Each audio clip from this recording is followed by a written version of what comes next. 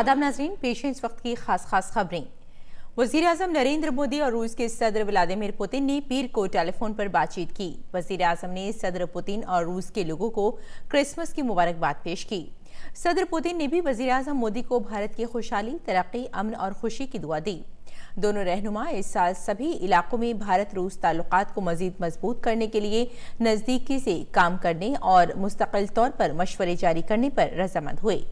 वजीर आजम ने कहा कि वो इस साल रूस में शंघाई ताउन तंजीम और ब्रिक्स मुल्कों की छोटी कॉन्फ्रेंस में हिस्सा लेने का इंतजार कर रहे हैं। दोनों रहनुमाओं ने इलाकाई और आलमी मसाइल पर ख्यालात का तबादला किया और इलाकाई और आलमी सिक्योरिटी, अमन और इस्तेहकाम को यकीनी बनाने के लिए भारत और रूस के नजरिए में यकसानियत की भी निशानदेही की।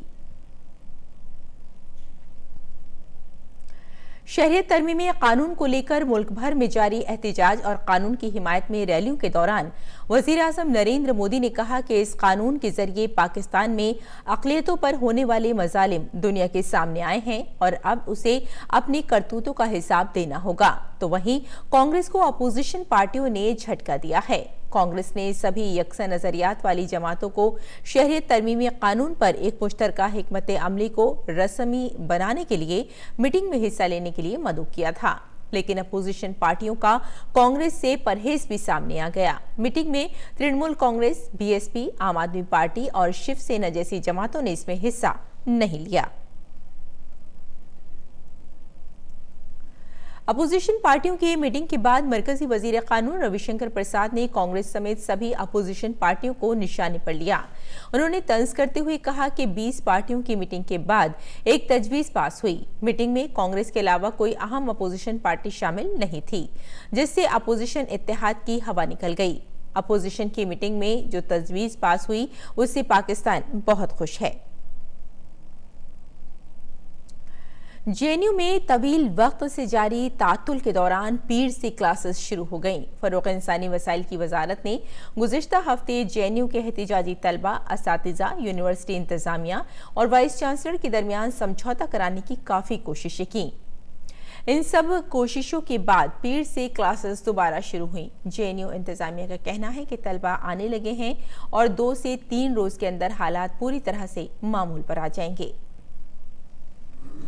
इस दौरान फरोग़ इंसानी वसाइल की वज़ीर रमेश पोखरियाल निशंक ने कहा कि फीस से जुड़ा मसला जेएनयू के तलबा और असातिज़ा के नुमाइंदों के साथ कई राउंड की बहस के बाद हल हो चुका है। तलबा का एहतिजाज जारी रखना अब ठीक नहीं है। जवाहरलाल नेहरू यूनिवर्सिटी के vice chancellor M Jagadesh Kumar ने कहा कि सरमाई सेशन की शुरुआत हो चुकी है और निस्फ से ज्यादा तलबा ने अपने हॉस्टल के बकाए की रकम अदा कर दी है। उन्होंने कहा कि क्लासेस शुरू हो गई हैं, सभी तलबा अपने रजिस्ट्रेशन कराएं जिससे कि तालीमी साल का नुकसान न हो। बिहार के मुजफ्फरपुर शेल्टर होम मामले में दिल्ली का साकेत कोर्ट आज अपना फैसला सुनाएगा। ये पूरा मामला बिहार के शेल्टर होम में नाबालिग बच्चियों और 2 शहजाओं की जिनसी इस्तेसाल से जुड़ा है। सुप्रीम कोर्ट के हुक्म पर इस पूरे मामले की सुनवाई दिल्ली के साकेत जिला अदालत में पूरी हुई। साकेत कोर्ट ने ब्रजेश ठाकुर समेत 21 मुलजिमीन के खिलाफ पॉक्सो, इस्मत दरी और मुजरिमाना साजिश जैसी दफात के तहत इल्जामात तय किए हैं। उत्तर प्रदेश काबीना ने रियासत के पुलिस निजाम में एक अहम फैसला करते हुए राजधानी लखनऊ और गौतम बुद्ध नगर अजला में पुलिस कमिश्नर सिस्टम नाफिज करने की तजवीज को हरी झंडी दिखा दी है। काबीना की मीटिंग के बाद वजीर आला योगी आदित्यनाथ ने कहा कि गुज़िश्ता 50 सालों से उत्तर प्रदेश में स्मार्ट पुलिसिंग के लिए पुलिस कमिश्नर सिस्टम का मुतालबा किया जा रहा था। अब काबीना ने लखनऊ और गौतम बुद्ध नगर में ये सिस्टम नाफिज करने का फैसला किया है। इन दोनों मकामात पर एडिशनल डायरेक्टर जनरल पुलिस की सतह का पुलिस कमिश्नर बनाया जाएगा। श्रीलंका के खिलाफ साल की पहली T20 सीरीज 2-0 से जीतने वाली भारतीय टीम अब ऑस्ट्रेलिया के खिलाफ 3 मैचों की वनडे सीरीज के लिए तैयार है। भारत और ऑस्ट्रेलिया के दरमियान 3 मैचों की सीरीज का पहला मुकाबला आज मुंबई के वानखेड़े स्टेडियम में खेला जाएगा।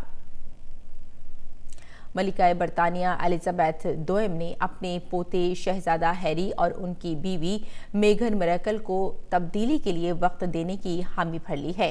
इस दौरान शहजादा अपनी अहलिया के साथ बरतानिया और कनाडा में वक्त गुजारेंगे। इस मसले पर बातचीत के बाद बकिंगम पैलेस की जानिब से जारी बयान के बाद ये बात सामने आई है कि शाही कुंबे के दौरान दोनों अराकीन का मुस्तकबिल में क्या किरदार होगा, इस पर बाद में फैसला होगा। मलिका ने इस मसले पर अपने पोते से मुलाकात कर मुस्तकबिल में उनके और उनकी बीवियों की किरदार के बारे में बात की।